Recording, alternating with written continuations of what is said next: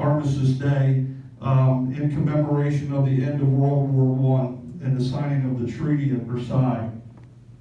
And how in that decree he talked about declaring the day will be filled with silent pride in the heroism of those who died in the country's service, and with gratitude for the victory, both because of the thing from which it has freed us, and because of the opportunity it has given America to show her sympathy with peace and justice in the councils of nations. And that was the beginning of Veterans Day, although it was called Armistice Day. The idea was the same, that the country after World War I set aside a day that we would remember those who fought, those who died, those who served our country. We're going to talk about how in 1954, President Eisenhower changed the Armistice Day to Veterans Day, where he said, we have Memorial Day, that's when we want to remember those who have fought and died, but we want to have Veterans Day. And we're going to keep that on Armistice Day, but we're going to dedicate that more to all of our nation's citizens who are going to serve our country. And he talked about how on Veterans Day we want to solemnly remember the sacrifices of all those who fought so valiantly on the seas, in the air, and on foreign shores to preserve our heritage of freedom. And let us reconsecrate ourselves to the task of promoting and enduring peace so that their efforts shall not be in vain. And that's in 1954 from Eisenhower. And then from 54 until present day, Veterans Day has been that day. We remember our service members, whether they fought in war, whether they fought in peace, whether they saw combat, or whether they were just a member of our armed forces. So that was one thought I had. And then I thought, well, I don't want to bore these guys with a history lesson, right? Nobody wants to come out on Sunday and have a history lesson. I thought this was going to be an open house. So we scrapped that idea to save you from the history lesson. You're welcome. So I thought, we talk about why we celebrate Veterans Day? Well, there's a valid point.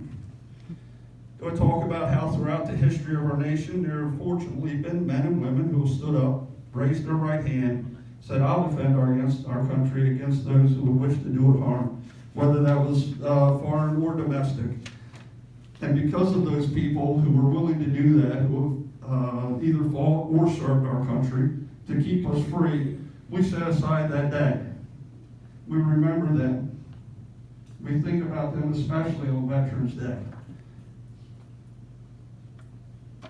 And then even now, as we remember these veterans, right now, here, today, there are those that are standing post around the world, ready to repel those who would subjugate peoples. And they're ready to stand up to tyranny and oppression, wherever that may be found. But you guys already know that, right? You're aware of the importance of Veterans Day. You don't need me to tell you that. If you weren't, you wouldn't be here now. You'd be home, getting ready to watch the Ravens win again. So I don't need to bore you guys with that stuff.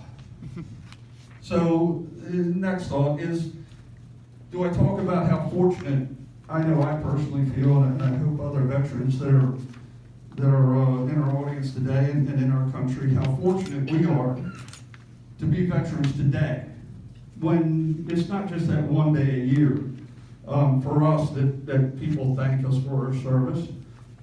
It's all the time. And that there's a support system in place for our veterans now, that even though we've celebrated Veterans Day for 100 years, that those same support systems weren't always in place. You know? I read a book by a guy by the name of Shifty Powers.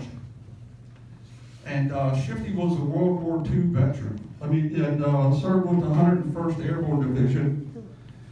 If you've seen Band of Brothers, Shifty is featured in Band of Brothers. Shifty was about 10 foot tall and bulletproof and a sharpshooter extraordinaire. Served throughout World War II, from D-Day all the way through the Battle of the Bulge and through the victory in Europe. But Shifty talks about how when he came back home in that era, suffering from PTSD, which wasn't even a thing back then, shell shock, the crazy veteran guy, how he was alone and isolated, how he suffered with alcoholism, depression, and barely made it through. And that's sad. This is our greatest generation. So we as veterans are lucky today that even though we still do suffer from PTSD, depression, alcoholism, all of those other things, there's a strong support system, although not perfect, but it's there. So we as veterans are lucky today to be able to celebrate Veterans Day at a time where we have those mechanisms in place to help us. That we as a country have matured past the point of the Vietnam era where we couldn't separate the political from our veterans, where our veterans were derided and put down for their service, not through any fault of their own, but because of the populace's immaturity. So we're lucky today to be able to say, you know, the community appreciates us. The community understands what we go through. They don't blame us for our politicians, right? You're welcome.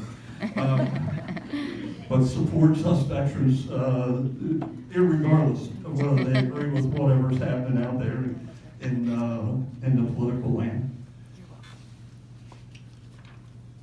But I decided not to talk about that.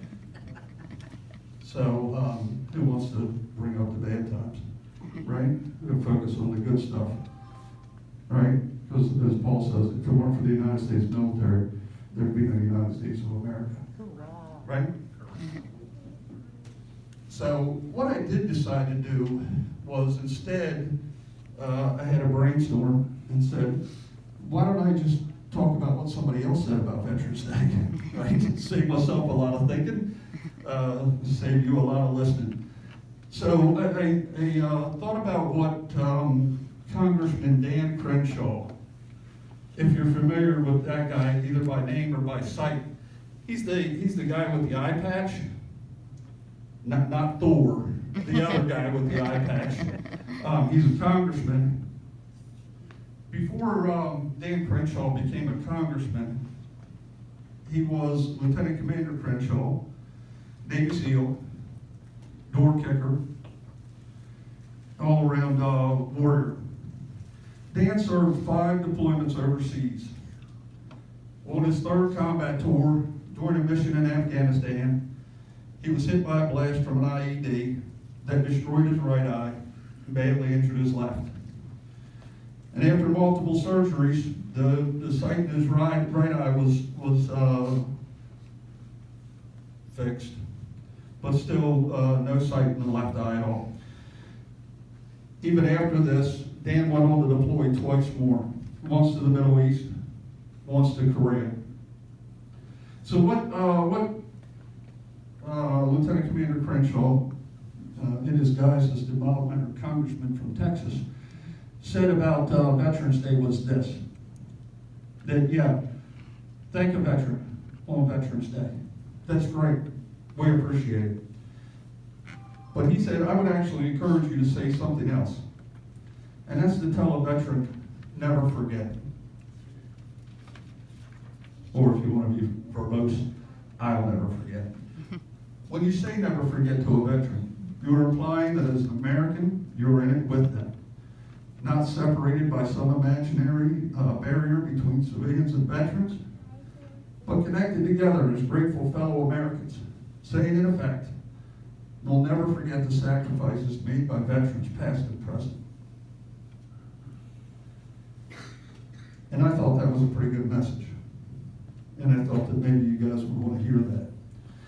That as a veteran,